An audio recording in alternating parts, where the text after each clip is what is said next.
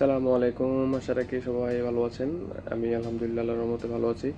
আজকে আপনাদের সাথে আসলাম একটা বিষয় নিয়ে আলোচনা করার জন্য। সেটা হচ্ছে আমাদের শিপে আমরা কি পরিমাণ বিদ্যুৎ উৎপাদন করি এবং কিভাবে বিদ্যুৎ উৎপাদন করি, বিদ্যুৎ উৎপাদনের পেছনে যত কাহিনী সবকিছু ইনশাল্লাহ আপনাদেরকে শেয়ার করব।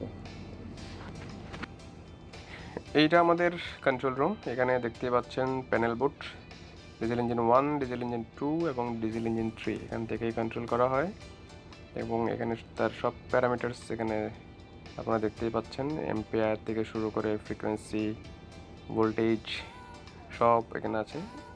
এখানে জেনারেটর ছাড়াও অন্যান্য অনেক পাম্প এর প্যারামিটার্স আছে। এই তিনটা হচ্ছে আমাদের জেনারেটর, দেখতে পাচ্ছেন ডিজেল ইঞ্জিন এবং অল্টারনেটর এটা আছে। এই ডিজেল ইঞ্জিনগুলোতে দিয়েই আমরা আমাদের বিদ্যুৎ উৎপাদন করি।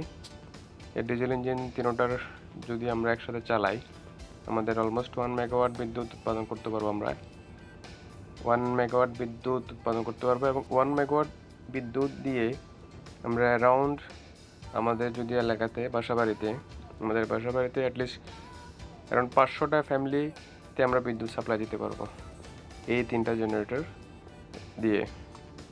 এগুলো হচ্ছে ডায়াটসু মডেলের এবং এই বিদ্যুৎগুলো উৎপাদন করতে আমাদের অ্যারাউন্ড ফুয়েলের যে পরিমাণ ফুয়েল কনজিউম হয় তার খরচ হচ্ছে অ্যারাউন্ড 2.5 লাখ টাকা। 2.5 লাখ টাকা দিয়ে আমরা 1 মেগাওয়াট বিদ্যুৎ উৎপাদন করতে পারবো একদিনে। আর আমাদের যদি তিনটে জেনারেটর কোনো কারণে ফেলিওর হয়, কোনো কারণে যদি পাওয়ার দিতে না পারে, তখন আমাদের আরেকটি ইমার্জেন্সি জেনারেটর দিয়ে আমরা অ্যাটলিস্ট ব্যাকআপ হিসেবে আমরা ইউজ করি।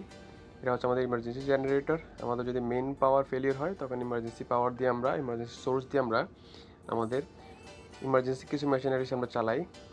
যখন আবার আমাদের মেইন পাওয়ার ব্যাক করে তখন আমরা ইমার্জেন্সি জেনারেটরটা বন্ধ করে দিই। ইমার্জেন্সি জেনারেটর নিয়ে আর ডিটেলসে অনেক কিছু বলবো ইনশাল্লাহ আগামী ভিডিওতে। এর রুলস রেগুলেশনস, সোলার রিলেটেড যত রুলস এগুলো নিয়ে আলোচনা করার চেষ্টা করবো। আশা রাখি ভালো থাকবেন। ধন্যবাদ।